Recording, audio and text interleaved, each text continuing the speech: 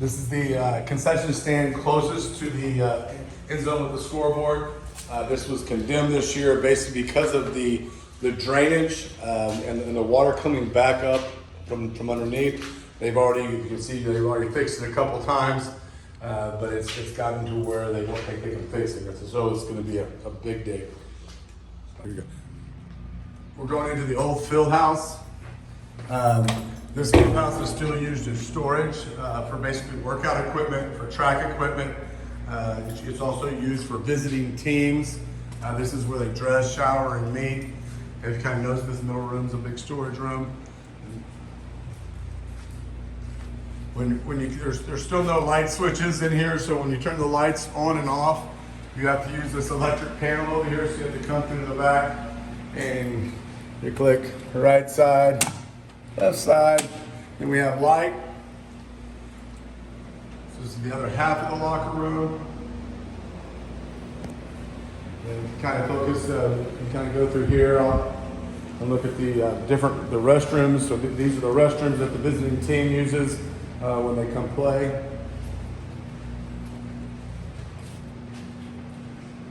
And this is also where they're asked to shower.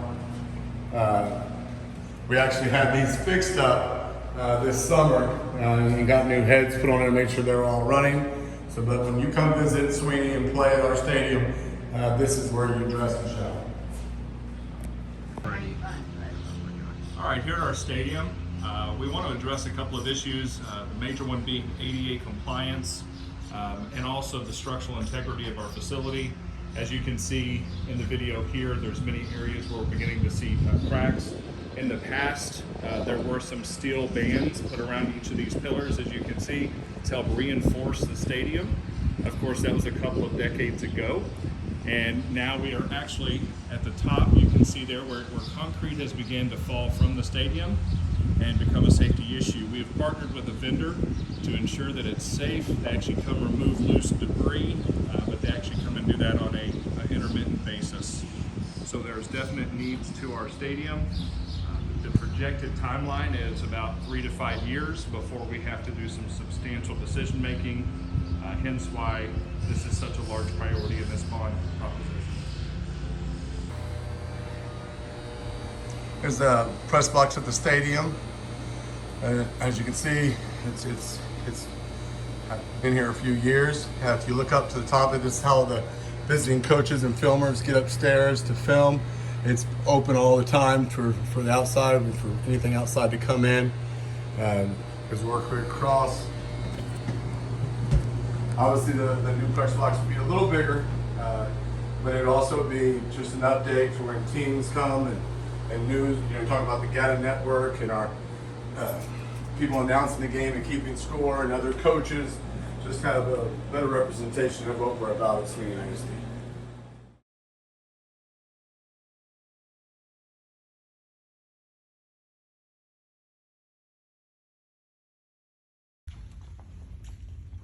This is the high school weight room, which it's a nice room. We actually have 20 stations, but it is very tight, and with the beams, when we have this space and we get, sometimes we have anywhere from 85 to 100 guys in here working, and girls as well. And when you do that, it gets real tight. It's actually, I kind of find myself being the safety guy and just kind of working around and making sure no one gets themselves in a position where they're going to get hit by a bar or by someone else. This weight room will continue to be used. It'll be used as a secondary weight room, meaning on times when after school we have two or more groups wanting to use the weight room. We have another weight room to go to. Doc will also use this weight room for rehab and for kids getting well, but it does give us more opportunity having 2 weight rooms to run some more kids through the weights at one time. This is the junior varsity weight room. It's also used for all season during the spring. If you kind of work your way, if you notice the look of it, work our way to the right. And on the other side of this wall, we have our varsity locker room, which is basically the same room as the JV. You would like to have a locker room for your varsity teams that is a step up, that has something a little special about it. It's a grade up. Anytime in these 2 rooms during athletics, during 5th period, we'll have over 120 boys changing and dressing here at the same time. If the proposition's passed in the bond, these locker rooms will be used for visiting football teams and other visiting teams, soccer teams, and so on. This is the current the showers in the locker room inside our current field house. And you'll see the water gets pretty good, gets out in the hall and gets everything pretty good and wet. And go ahead. This is the freshman locker room. This room is used for obviously freshman athletes. This will become storage if the bond passes. This is the locker room underneath the home side in the main competition gym. You can see the locker room here is where our athletes, our non-football athletes, dress during the fall. If you look to the right here, you can see that's kind of where we keep our the golf equipment storage. A lot of our storage is in these old air-conditioned rooms. But if you kind of look around, it kind of looks like something off of Freddy Krueger. In the varsity locker room, this is varsity basketball locker room. This is also under the home side of the gym. It's very similar to the visitor side, which is next door that we were just in, but it's kind of been picked up and cleaned up a little better, and the lighting is a little better. But it's not quite what you would want for your varsity boys basketball team. Both these locker rooms will be redone. Put it with all new paint, all new walls, all new lockers, new ceiling, to where it looks to more of up-to-date locker room. So you can turn around. This is the varsity basketball storage, and if you see, it's kind of like in a dungeon with air conditions above it. This is where all the basketball equipment, boys basketball equipment, is kept. This is the high school. This is where all our high school girls are housed for athletics. You can see it's a little bit bigger size room than the two basketball locker rooms. This is underneath the visitor side bleachers in the competition gym. They kind of have it where there's freshmen, then sophomores, then juniors, then seniors. This room would also be redone for high school basketball, girls basketball, and high school girls volleyball. Same thing. They'll all be tore out. New lockers, new flooring, new lights, just basically a brand new facility. Coming down the hall of the girls' locker room, this is where the girls' basketball storage is kept. You can see there's no lighting in here. It's also in an air-conditioned room, and the lighting is actually with a lamp that's plugged into the wall. There's times when you have to keep everything off the floor because this room does flood in the big rain. Welcome back, Bulldogs. I hope you enjoyed the video tour of our facilities. At this time, I'm going to share some fast facts about the bond with you. Our first point is SISD School Board is taking an intentional approach of investing $10 million out of fund balance towards the bond projects. I think that it's important to understand that the total project cost is $52 million. After this $10 million investment, it'll be $42 million going to taxpayers on two different propositions, Proposition A and Proposition B, which we'll talk about in more detail later. The second item is that you'll currently see a construction taking place at our turf facility at our stadium. We have our turf being replaced. The school board did approve this purchase of $650,000 for the turf installation in May, and it is separate and apart from the 2024 bond. The third item is that the bond prioritizes safety and needs versus wants. As you saw on the facility tour, there are many needs and multiple safety situations that we're facing surrounding our stadiums, gymnasiums, locker rooms, water fountains, and storage areas. Number 4, our city council here in Sweeney approved variances for parking and restroom requirements to keep the stadium project as affordable as possible and to meet our needs rather than just operating to a formula. The fifth item, within this bond proposition, particularly Proposition B, $600,000 will be invested in water fountains district-wide to ensure that they are refrigerated and filtered. This will include replacing current fixtures, replacing capped wall pipes, as well as adding up to 21 additional water fountains in high need areas, such as our elementary school, particularly pre-K, kinder, and first grade, as well as another wing where not adequate water fountains are available to our kids currently.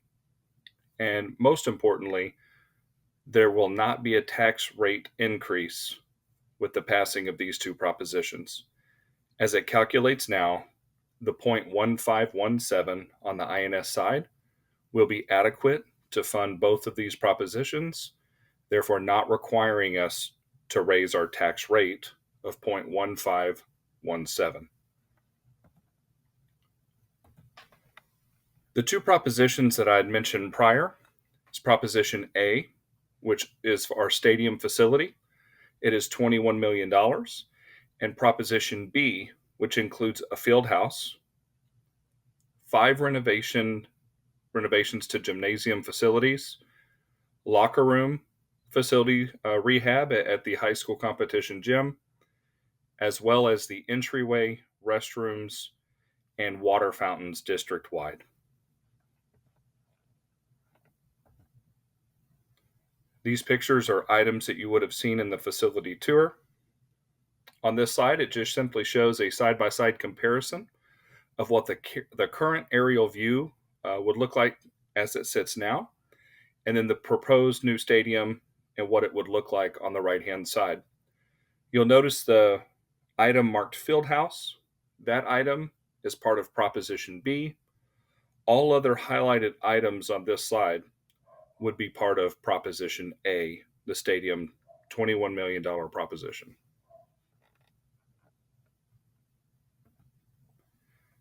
We broke it down by campus to make it easy for parents and community members to understand what each campus would be getting as part of these bond propositions. At our high school campus, the stadium, the field house, auxiliary gym, competition gyms boys locker room, competition girls locker room, competition gym, and the weight room. As you can see, the weight room, as it currently sits, we wind up having between 80 and 90 kids in that space. It is undersized for our current size. And so this weight room, even with the construction of the new field house, would remain in operation, particularly for volleyball, basketball, and used as a secondary weight room for spring sports.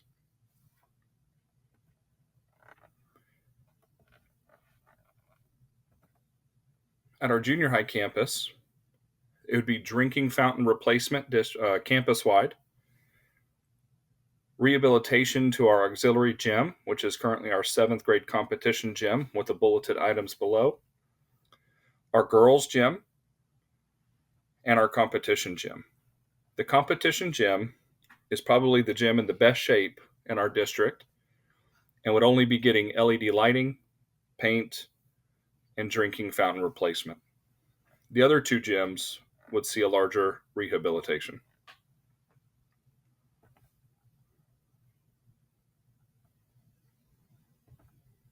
At our elementary campus, they also would be receiving campus-wide drinking fountain replacements, but particularly there'd be 21 brand new installed fountains above and beyond the current number that we have to meet the necessary needs for our students at this campus. Our elementary campus currently has close to 900 students, and so the addition of 21, partnered with replacing the older units, will definitely help us meet the needs of our kids. The elementary gymnasium, as you can see from the floor to roof, walls, lighting, and even wall pads, it's going to help us rehabilitate that space as 900 kids use that on a weekly basis. It's important to note that with passing of both propositions, that the actual tax rate will not increase. It's also important to know that the county is responsible for setting tax values, while the district sets the tax rate based on the amount of value that it brings in. This slide shows a quick overview of school finance. It's broken into two areas, M&O, which is maintenance and operations, That's going to be our annual budget that we operate off of, to include supplies, utilities, transportation, payroll, things of that sort, to operate on an annual basis. And the INS, which is known as interest and sinking, it's also known as our debt service. It's essentially there for capital expenditures, land acquisition, construction, renovations, technology, and new buses are great examples of those. Think of this as your financing account, much like for a mortgage. Depending on the capital investment, they could be financed out as far as 25 and 30 years for items that have a life expectancy of 30 to 50 years, or it could be financed as low as 5 or 6 years for items that are being addressed through like a maintenance bond. Here's an example of what our tax rate history is. I'm really proud of our school board for maintaining the 0.1517. You'll see at the top of each column that has remained steady year after year. There's a couple of different methodologies when looking at INS rates. One is to maintain a consistent rate so that the community knows what to expect. The other option is to look at it and chase it as hard as you can to lower the rate at every moment that you have a chance. But really the downside to that is that just as quickly as you're lowering it a penny or two here and there, you're also having to raise it a penny or two whenever the needs arise. This three-dimensional look at our stadium from an aerial view, I think it's really important to note here, this figure here where the cursor is our field house. I want to remind you that that is part of Proposition B. All other highlighted areas here are Proposition A. A great value that this new construction could yield for our district is that as you park, there will be a lit path to the main entrance, which currently we do not have any type of safe passage from our parking spaces to our home gate. At the end of this walkway would be the home entrance. The building to the right here would include concessions, bathrooms, and ticketing when needed. Further to the right is the visitor entrance. It also would include in Proposition A a track resurface. It's going to include new lighting, new bleachers on both sides, press box, and new field events in these locations here.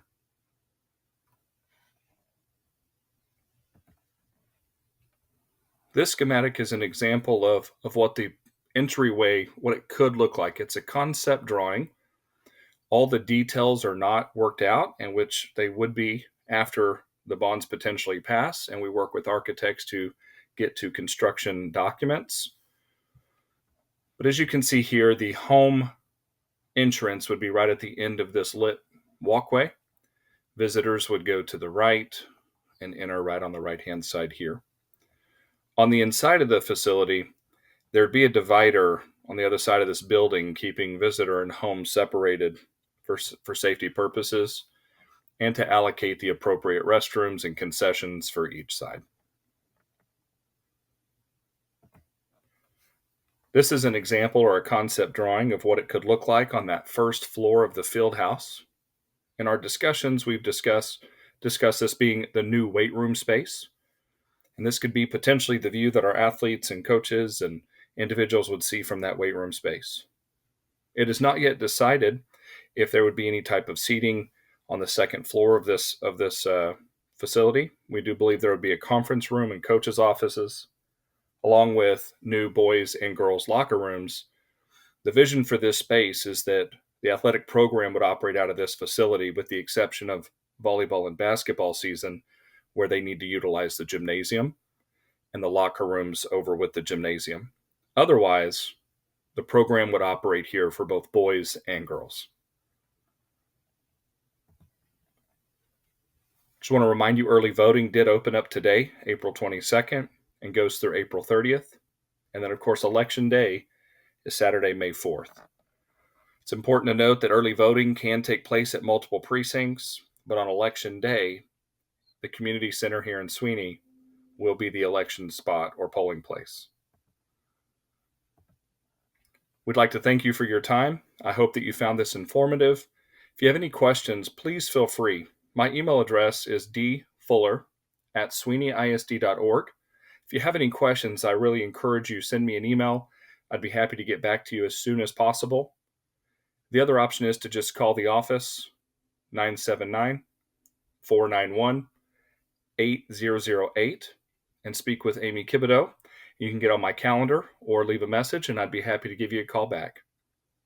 We hope that you've enjoyed this time with us. If we can help in any way, please let us know. God bless and have a great day.